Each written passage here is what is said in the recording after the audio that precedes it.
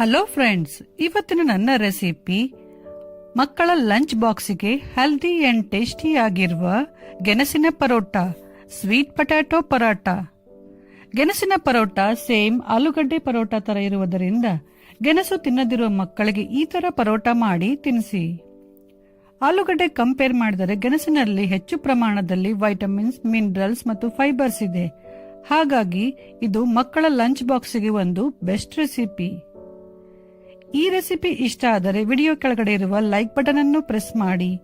ಇಲ್ಲಿವರೆಗೂ ಯಾರಾದರೂ ನನ್ನ ಚಾನೆಲ್ ಪಾಕಶೃಂಗಾರವನ್ನು ಸಬ್ಸ್ಕ್ರೈಬ್ ಮಾಡಿಲ್ಲ ಅಂದ್ರೆ ಪ್ಲೀಸ್ ಸಬ್ಸ್ಕ್ರೈಬ್ ಮಾಡಿ ಮತ್ತು ನನ್ನ ಹೊಸ ವಿಡಿಯೋ ನೋಟಿಫಿಕೇಶನ್ಗಾಗಿ ಬೆಲ್ ಐಕಾನ್ ಅನ್ನು ಪ್ರೆಸ್ ಮಾಡಿ.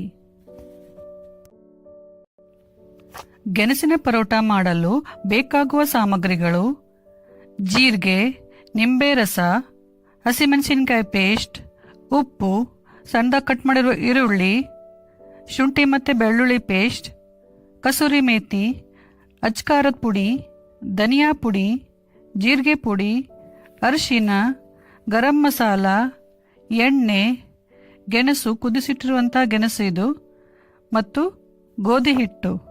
ನಾನು ಗೋಧಿ ಹಿಟ್ಟಿಗೆ ಸ್ವಲ್ಪ ಉಪ್ಪು ಹಾಕಿಬಿಟ್ಟು ಚಪಾತಿ ಹಿಟ್ಟು ಹೇಗೆ ಕಲಿಸ್ಕೋತೀವಿ ಅದೇ ಥರ ಕಲಿಸ್ಕೊಂಡಿದ್ದೀವಿ. ಮೈದಾ ಹಿಟ್ಟೇನು ಬೇಕಿಲ್ಲ, ಗೋಧಿ ಹಿಟ್ಟನ್ನೇ ಕಲಿಸ್ಕೊಳ್ಳಿ.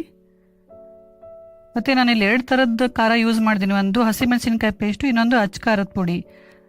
ಗೆಣಸು ಸ್ವಲ್ಪ ಸ್ವೀಟ್ ಆಗಿರೋದ್ರಿಂದ ಸ್ವಲ್ಪ ಖಾರ ಜಾಸ್ತಿನೇ ಬೇಕು. ನಿಮ್ಗೆ 2 ಖಾರ ಬೇಡ ಅಂದರೆ ನೀವು ಯಾವುದಾದ್ರೂ ಒಂದು ಕೂಡ ಯೂಸ್ ಮಾಡ್ಕೋಬೋದು. ಈ ರೆಸಿಪಿಗೆ ಬೇಕಾಗುವ ಸಾಮಗ್ರಿಗಳು ಮತ್ತು ಅದರ ಮೆಜರ್ಮೆಂಟನ್ನು ಡಿಸ್ಕ್ರಿಪ್ಷನ್ ಬಾಕ್ಸಲ್ಲಿ ಹಾಕಿದ್ದೇನೆ. ಫಸ್ಟು ಗೆಣಸನ್ನು ಕ್ಲೀನಾಗಿ ತೊಳೆದ್ಬಿಟ್ಟು ಕುಕ್ಕರಲ್ಲಿ ಇಟ್ಬಿಟ್ಟು 3 ವಿಷಲ್ ಕೂಗಿಸ್ಕೊಳ್ಳಿ. ಈ ಪಾತ್ರೆಯಲ್ಲಿ ನೀರು ಹಾಕಬಾರ್ದು, ಕುಕ್ಕರಲ್ಲಿ ಕೆಳಗಡೆ ಮಾತ್ರ ನೀರು ಹಾಕಿಬಿಟ್ಟು 3 ವಿಷಲ್ ಕೂಗಿಸ್ಕೊಳ್ಳಿ. ನಂತರ ಗೆಣಸು ಚೆನ್ನಾಗಿ ಬೆಂದ ಮೇಲೆ ಅದನ್ನು ಸಿಪ್ಪೆ ತೆಗೆದ್ಬಿಟ್ಟು ಈ ಥರ ತುರ್ಕೋಬೇಕು.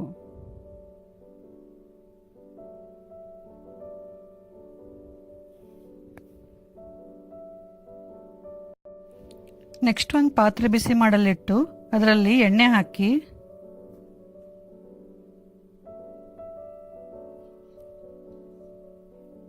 ಎಣ್ಣೆ ಒಂದು ಸ್ವಲ್ಪ ಬಿಸಿ ಆದಮೇಲೆ ಅದಕ್ಕೆ ಜೀರಿಗೆ ಹಾಕಿ,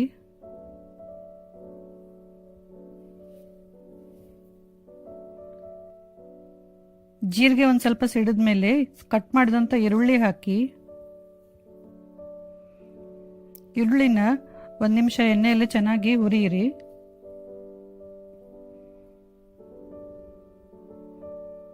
ನಂತರ ಅದಕ್ಕೆ ಅರಿಶಿನ, ಶುಂಠಿ ಬೆಳ್ಳುಳ್ಳಿ ಪೇಸ್ಟ್ ಮತ್ತು ಹಸಿಮೆಣಸಿನಕಾಯಿ ಪೇಸ್ಟ್ ಹಾಕಿ ಮತ್ತೆ ಒಂದು ಅರ್ಧ ನಿಮಿಷ ಹುರಿಯಿರಿ.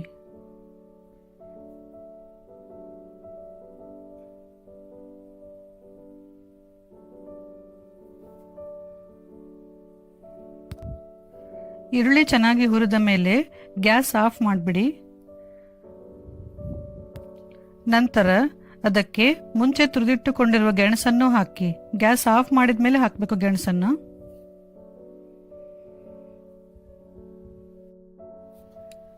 ನೆಕ್ಸ್ಟ್ ಅದಕ್ಕೆ ಉಪ್ಪು ಮತ್ತು ನಿಂಬೆ ರಸ, ನಂತರ ಎಲ್ಲ ಮಸಾಲೆ ಸಾಮಗ್ರಿಗಳನ್ನು ಹಾಕಿ.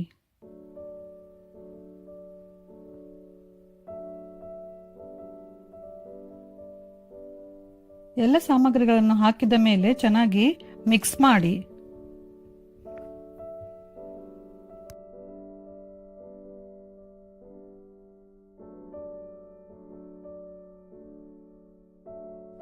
ಎಲ್ಲ ಸಾಮಗ್ರಿಯನ್ನು ಹಾಕಿ ಚೆನ್ನಾಗಿ ಮಿಕ್ಸ್ ಮಾಡಿದ ಮೇಲೆ ಕೈಯಿಂದ ಈ ತರ ಇದನ್ನ ಒತ್ತಿ ಒತ್ತಿ ಚೆನ್ನಾಗಿ ನಾದಬೇಕು. ಹಿಟ್ಟು ನಾದಿ ತರ ನಾದಿ ಚೆನ್ನಾಗಿ ಮಿಕ್ಸ್ ಮಾಡ್ಕೋಬೇಕು.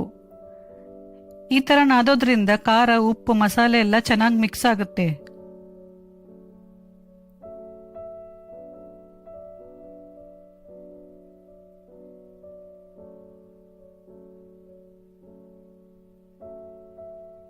ಚೆನ್ನಾಗಿ ಮಿಕ್ಸ್ ಆದ್ಮೇಲೆ ನಂತರ ಇದರಿಂದ ಚಿಕ್ಕ ಚಿಕ್ಕ ಉಂಡೆಗಳನ್ನು ಮಾಡಿಟ್ಕೋಬೇಕು.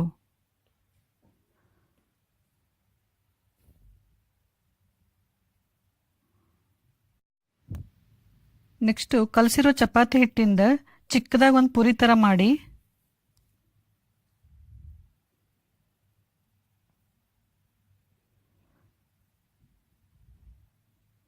ನಂತರ ಅದರಲ್ಲಿ ರೆಡಿ ಮಾಡಿಟ್ಕೊಂಡಿರುವ ಫಿಲ್ಲಿಂಗನ್ನು ಹಾಕಿಬಿಟ್ಟು ಎಡ್ಜಸ್ ಎಲ್ಲ ಕ್ಲೋಸ್ ಮಾಡಿ ಎಕ್ಸ್ಟ್ರಾ ಇರೋ ಹಿಟ್ಟನ್ನು ತೆಗೆದುಬಿಟ್ಟು ನೀಟಾಗಿ ಅದನ್ನು ಕ್ಲೋಸ್ ಮಾಡ್ಕೊಂಡ್ಬಿಟ್ಟು ಸ್ವಲ್ಪ ಹಿಟ್ಟು ಹಚ್ಬಿಟ್ಟು ಲಟ್ಸಿ. ಎಡ್ಜಸ್ ಎಲ್ಲ ನೀಟಾಗಿ ಕ್ಲೋಸ್ ಮಾಡಿರಬೇಕು.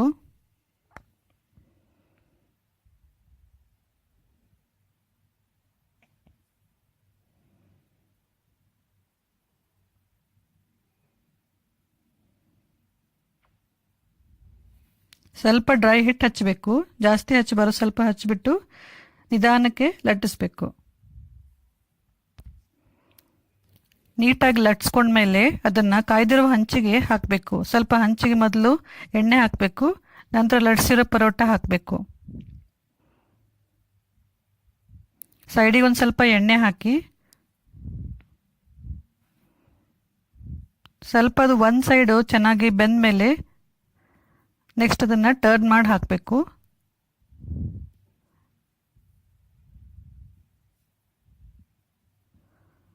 ಟರ್ನ್ ಮಾಡಿದ್ಮೇಲೆ ನಂತರ ಮೇಲ್ಗಡೆನೂ ಸ್ವಲ್ಪ ಎಣ್ಣೆ ಹಚ್ಚಿ ಮತ್ತೆ 1 ನಿಮಿಷ ಬೇಯಿಸಿದರೆ ಗೆಣಸಿನ ಪರೋಟ ರೆಡಿ.